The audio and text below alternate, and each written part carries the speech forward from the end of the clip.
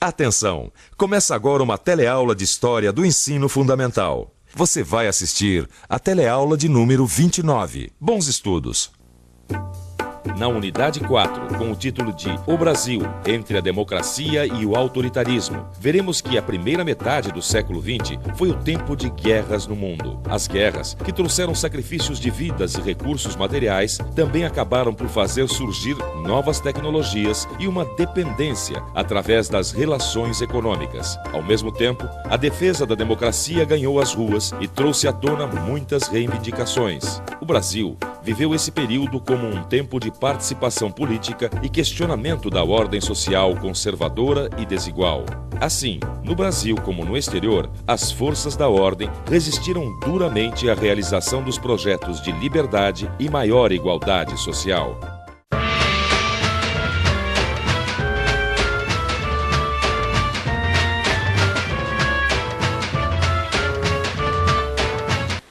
Nossa, foi difícil chegar hoje, hein, Joana? É? Alguma notícia sobre a greve dos motoristas de ônibus? Não, ainda não. É que eu tô lendo primeiro as notícias internacionais também. Ah, internacionais primeiro? Você sabe que às vezes eu até me esqueço dessa parte do jornal. Bom, também o que me interessa saber, sei lá, vai ter eleições na Turquia, sabe? Interesse muito. Será?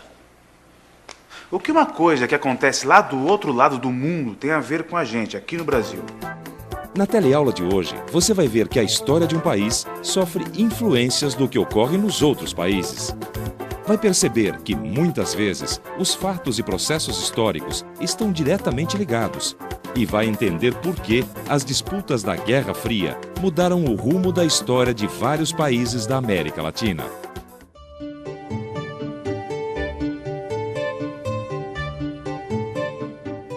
Você sabe de qual partido é o presidente dos Estados Unidos?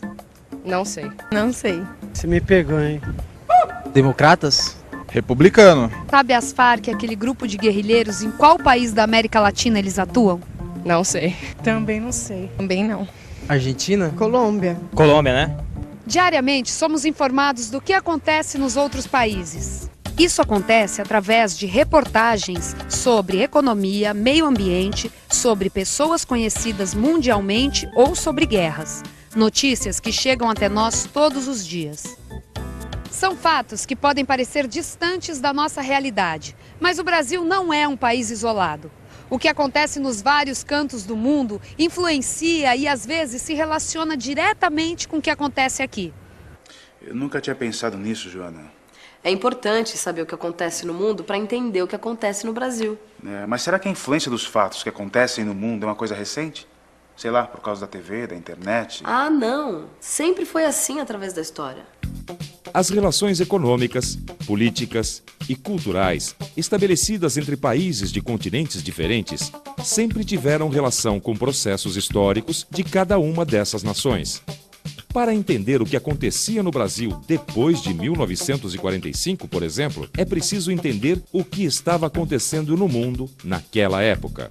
Vamos ver o que estava acontecendo no passado. No Brasil e no mundo, né, Joana? É mesmo. Olha só, em 1917 ocorreu a Revolução Russa. Bom, a Revolução é russa, né? Então qual a relação dela com os outros países? Marx, no século XIX, ele teorizou o socialismo, mas em nenhum país ele foi colocado na prática. Isso só aconteceu em 1917 na Rússia e em condições muito específicas. Lenin propôs que o partido bolchevique tomasse o poder com uma nova forma de organização. Seria um partido de revolucionários profissionais. Marx falava numa revolução dos trabalhadores. E Lenin, já mais especificamente, propôs um partido não apenas de trabalhadores em geral, que ele achava que o trabalhador por si só chegava a uma mentalidade sindicalista, mas sim que se juntassem trabalhadores e intelectuais num partido de revolucionários profissionais. Bem ou mal, foi assim que o socialismo acabou acontecendo num país, na Rússia inicialmente. Só que o socialismo ficou isolado muito tempo na Rússia. Os bolcheviques esperavam que a revolução se espalhasse da Rússia para os outros países, especialmente para o Ocidente avançado, mas isso não aconteceu. Depois da Segunda Guerra Mundial, quando a União Soviética derrotou Hitler, ele expandiu o campo do socialismo para o leste europeu, com vários países, Polônia, Tchecoslováquia, etc. Certo, Joana, eu já entendi que o que acontece em alguns países influencia a história de outros países. Influencia sim. E muitas vezes interfere diretamente. Certo. Agora, será que a Guerra Fria, por exemplo, ela tem alguma coisa a ver com a Primeira Guerra Mundial? Ah, tem sim. Olha só. Durante a Primeira Guerra Mundial, um país que se estendia pelos continentes europeu e asiático passou por várias transformações. Durante a guerra, quando lutou ao lado de França e Inglaterra, a Rússia viveu um processo revolucionário que derrubou a monarquia. Foram alguns anos de guerra civil, travada entre os comunistas e seus opositores. No fim, os comunistas saíram vitoriosos. O país adotou medidas socialistas. E em 1922 foi criada a União das Repúblicas Socialistas Soviéticas. Pera aí, Joana. Ó, 1922, cadê? Aqui, ó, 1922. Foi criado o PCB, Partido Comunista Brasileiro. Viu? Aconteceu uma revolução lá longe na Europa e os reflexos chegaram aqui no Brasil, com a criação do PCB. E a Guerra Fria? Ah, ela também teve muito a ver com os fatos que aconteceram depois da Revolução Russa. Depois da Primeira Guerra Mundial, a União Soviética fez mudanças radicais na sociedade. Por isso, passou a ser vista como uma grande ameaça, não só pela burguesia, como por setores conservadores que temiam a perda de privilégios e direitos. As mudanças feitas pelos soviéticos inspiraram muitas organizações operárias na Europa, nos Estados Unidos e na América Latina. Você sabe quem foi esse homem? Não tenho a menor ideia. Não consigo reconhecer. Não sei. Benito Mussolini. Este é Benito Mussolini. Alguns anos depois da Primeira Guerra Mundial, Mussolini implantou o fascismo na Itália. E na Alemanha, Hitler se estabeleceu no poder ao liderar um regime autoritário conhecido como nazismo. Os dois regimes políticos se caracterizavam pelo unipartidarismo, pelo controle dos meios de comunicação e pela exaltação ao líder. Mais uma vez, um processo histórico tem a ver com outro. O nazismo e o fascismo, ao surgirem, expressaram uma reação ao crescimento dos partidos comunistas em seus países. Foi uma época de muitas mudanças, né, Joana? Foi uma época de instabilidade econômica, social e política no mundo inteiro. E como as relações entre os países eram interligadas, começaram a surgir vários conflitos. Era o início da Segunda Guerra Mundial. Com a Segunda Guerra Mundial, houve uma destruição muito grande no continente europeu. Os Estados Unidos, que não tinham sofrido nem com a Primeira Guerra, nem com a Segunda, tiveram um crescimento muito forte. E a União Soviética também, depois que se recuperou, se transformou no que a gente chamou de superpotência. Então, se criaram duas superpotências. Houve, então, aí um decréscimo na força das antigas potências coloniais, Inglaterra, França, etc. E isso deu uma força muito grande para os movimentos independentistas no chamado Terceiro Mundo. Então, houve, depois da Segunda Guerra, uma onda de descolonização e criação de novos países independentes. A Segunda Guerra Mundial terminou com a vitória dos aliados. Por causa do grande número de países envolvidos e dos avanços tecnológicos da indústria de armamentos, os resultados foram devastadores. A destruição atingiu seu ponto alto quando os Estados Unidos lançaram uma bomba atômica sobre o Japão. Surgia um novo tipo de arma, com um poder de destruição até então inimaginável. Ao final da guerra, os Estados Unidos tinham a indústria mais forte e moderna do mundo. Por outro lado, a União Soviética, sob o regime socialista, colaborou com recursos materiais e humanos para a vitória dos aliados. Essa colaboração, mais a intervenção direta soviética na política do leste europeu, fez com que vários países adotassem o regime socialista logo depois da Segunda Guerra Mundial. Bom, depois da Segunda Guerra, o mundo ficou dividido, né, Joana? Estados Unidos de um lado, União Soviética, que também tinha bomba atômica, do outro. Durante as décadas seguintes, esses dois países travaram disputas ideológicas, políticas e econômicas. Assim começou a Guerra Fria, né? Mas como é que isso influenciou os outros países? É que tanto os Estados Unidos quanto a União Soviética precisavam conquistar o apoio das outras nações. O curioso é que na Guerra Fria, os Estados Unidos e a União Soviética nunca se enfrentaram diretamente no campo de batalha, né? Mas olha aqui, ó. Não se enfrentaram, mas gastaram muito dinheiro em suas indústrias de guerra. Tudo para produzir armas modernas e poderosas que pudessem ser vistas como ameaças pelo inimigo. E essas ameaças com armas mexeram com o mundo inteiro, né? Tá vendo, João? Fatos ocorridos nos Estados Unidos e na União Soviética interferiram na história de outros países. É mesmo. A história está mesmo interligada, né? Outra arma importante da Guerra Fria era a propaganda.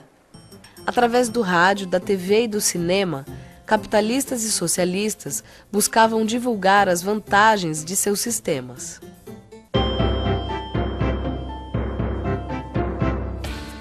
O cinema foi um dos meios de comunicação mais utilizados pelos Estados Unidos para divulgar as qualidades do modo de vida americano. Filmes sobre espionagem, astronautas e viagens espaciais eram bastante comuns. De um lado estava o herói americano, do outro, o vilão, sempre um russo.